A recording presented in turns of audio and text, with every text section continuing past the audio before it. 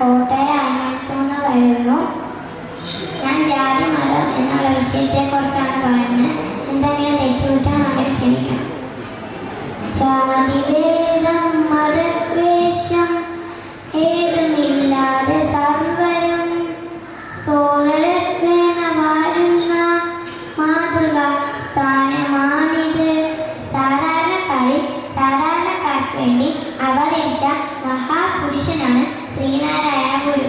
മനുഷ്യന്റെ ജാതി മനുഷ്യത്വമാണെന്ന് പഠിപ്പിച്ച ഗുരു. നാവിൽ നിന്ന് ശ്രീനാരായണ ഗുരുവിലേക്കുള്ള പ്രയാണമായിരുന്നു ചരിത്രത്തെ മാറ്റിമറിച്ച സംഭവം. 1925 മഹാത്മാഗാന്ധി വർക്കല ആശ്രമത്തിൽ ഗുരുവായി നടത്തിയ ചർച്ചയിൽ ജാതി മതത്തിലെ വർണ്ണവ്യത്യാസം പ്രകൃതിക്ക് അനുസൃതമായി നടക്കുന്നു എന്ന് കാട്ടി ഗാന്ധി ഒരു മരത്തെ ചൂണ്ടിക്കാട്ടി അതിലെ ഇലകളെല്ലാം ഒരുപോലെ അല്ലല്ലോ, വലിപ്പച്ചെറുപ്പമുണ്ടല്ലോ, അതുപോലെ തന്നെ മനുഷ്യർ തമ്മിൽ ഭിന്നതകൾ ഉണ്ടാകില്ലേ.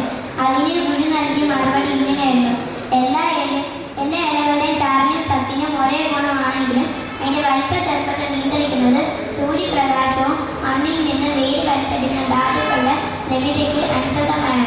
അതുപോലെ തന്നെ മനുഷ്യർ തമ്മിൽ ഭിന്നതകൾ ഉണ്ടാകുന്നത് അവർക്ക് കിട്ടുന്ന സാമ്പത്തികവും സാമൂഹികവുമായ ചുറ്റുപാടുകൾ കൊണ്ടാണ്.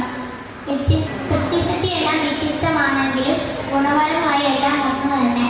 കണ്ടുമുട്ടലിന് ശേഷം തിരുവനന്തപുരത്ത് നടന്ന യോഗത്തിൽ മഹാത്മാഗാന്ധി പറഞ്ഞു: പുണ്യാത്മാവായ ശ്രീനാരായണ ഗുരുസ്വാമിനെ കാണാൻ പറ്റിയത് എൻ്റെ മഹാഭാഗ്യമായി, എൻ്റെ ജീവിതത്തിലെ മഹാഭാഗ്യമായി ഞാൻ കരുതുന്നു. ഗുരു ജീവിച്ചിരുന്ന കാലഘട്ടം നിറയെ വെല്ലുവിളികൾ കേട്ടതായിരുന്നു. വസ്ത്രമില്ല, വിദ്യാഭ്യാസമില്ല, പൊതുവരി ഉപയോഗിക്കാൻ പാടില്ല, ഒന്നും പറ്റില്ല. ജാതിയില്ല, മതമില്ല, ഒരൊറ്റ മനുഷ്യജാതിയേ ഉള്ളൂ എന്ന് പറയാൻ എല്ലാവരും പേടിച്ചിരുന്ന കാലം. അന്ന് ഗുരു ധൈര്യം കാട്ടി മുമ്പോട്ട് വന്നു. ഇത്രയും പറഞ്ഞുകൊണ്ട് ഞാൻ എൻ്റെ വാക്കുകൾ നിർത്തുന്നു.